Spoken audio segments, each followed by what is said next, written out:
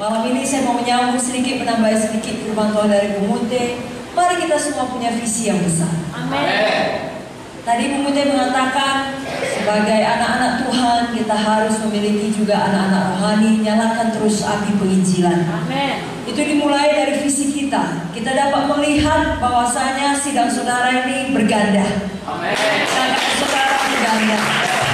Dan melihat saudara mampu bersaksi dan mampu memenangkan jiwa. Bisa memiliki murid. Apalagi besok kita akan KKR. Saudara visikan dulu saudara berhasil membawa jiwa. Dan demikian prinsipnya sama untuk setiap aspek kehidupan saudara. Miliki visi yang besar daripada Tuhan. Amin.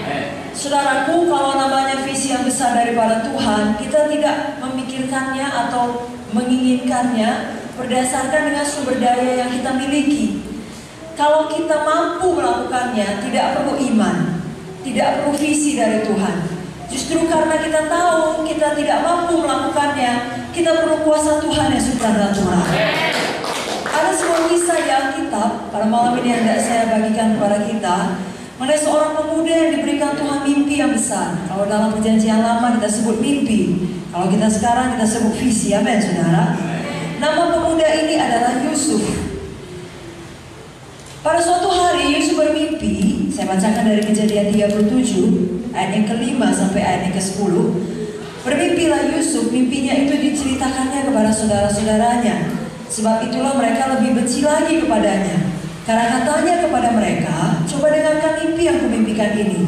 Tampak kita sedang di ladang mengikat berkas-berkas gandum, lalu bangkitlah berkasku dan tegak berdiri. Kemudian datanglah berkas-berkas kamu sekalian mengelilingi dan sujud menyembah kepada berkasku itu.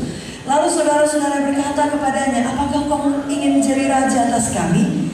Apakah engkau ingin berkuasa atas kami? Jadi makin bencilah mereka kepadanya karena mimpinya dan karena perkataannya itu.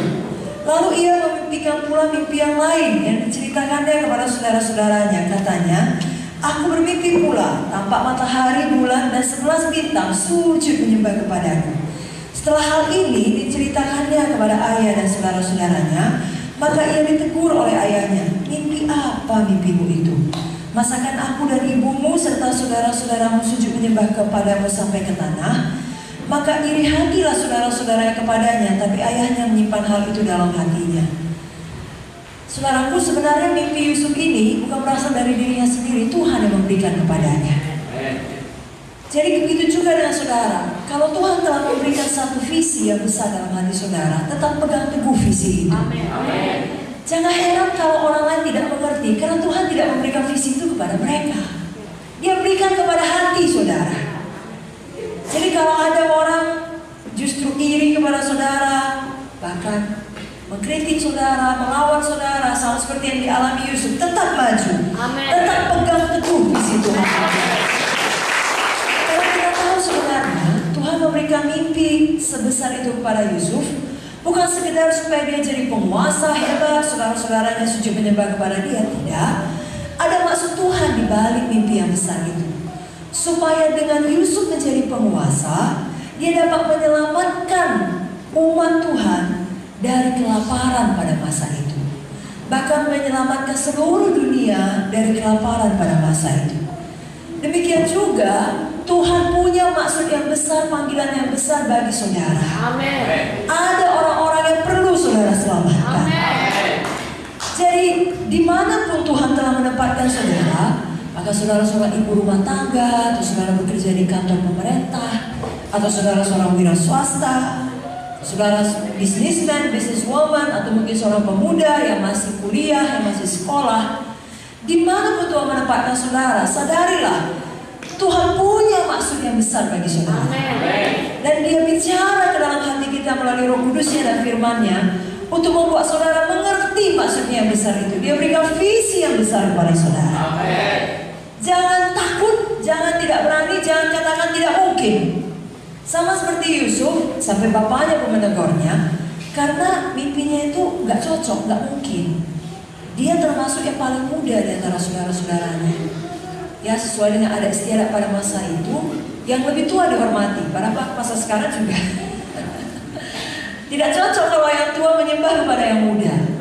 Tapi memang begitulah Tuhan memanggil Yusuf, saudara. Demikian juga saudara, seberapa tidak mungkin pun visi saudara yang besar itu, kalau saudara merasakan dan mendapatkannya dari doa, dari firman, dari pimpinan Roh Kudus, tetap pegang teguh. Dan percaya, bagaimana sudah di Ambon, di Song lagi, mendapatkan visi dari para Tuhan, dipanggil di tempat ini. Ya mungkin ada keluarga mereka dulu tidak setuju, tapi mereka tetap diutus. Dan biar itu visi terus menyala, biar mengukur untuk Tuhan Yesus. Haleluya. Contoh lain adalah Abraham, yang dikatakan di dalam buku Roma 4 ayat 18, sekalipun tidak ada dasar untuk berharap, namun Abraham berharap juga dan percaya bahwa ia akan menjadi bapa banyak bangsa. Menurut yang telah difirmankan, demikianlah banyak nanti keturunanmu.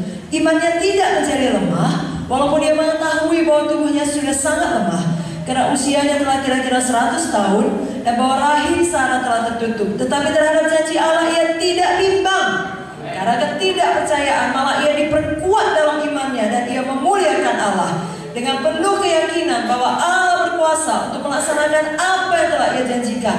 Karena itu hal ini diperhitungkan kepadanya sebagai kebenaran. Kata-kata ini, yaitu hal ini diperhitungkan kepadanya, tidak ditulis untuk Abraham saja, tetapi ditulis juga untuk kita. Sebab kita pun Allah memperhitungkannya karena kita percaya kepada Dia yang telah membangkitkan Yesus Tuhan kita dari antara orang mati. Amin. Kalau Tuhan taruh visi yang besar, walaupun tidak ada dasar untuk berharap, kita semua adalah anak-anak Abraham. Kita anak orang percaya, kita berharap juga. Sebabnya saudara, walaupun dokter berkata tidak ada lagi harapan untuk sembuh, tapi saudara berharap juga, karena sudah percaya kepada firman yang mengatakan oleh Dia Yesus saya sembuh. Demikian juga untuk aspek lainnya dalam kehidupan, apakah itu soal materi, apakah soal hubungan, atau soal keselamatan keluarga kita. Kalau dengan mata badani kita melihat mereka melawan, tidak mau diajak ibadah, justru semakin jauh daripada Tuhan. Tapi firman janji Tuhan berkata, satu orang selamat, seisi rumah diselamatkan.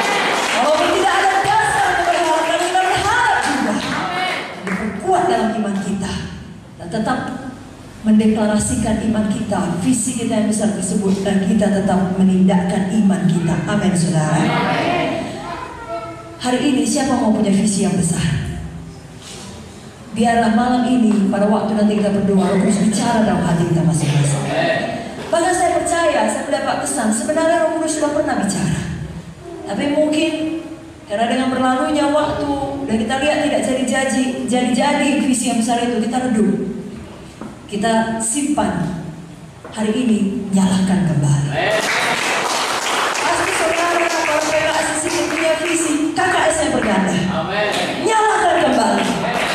Saudara yang punya orang tua, anak-anak, atau keluarga belum selamat, pasti punya visi mereka selamat. Bahkan sama-sama beribadah, sama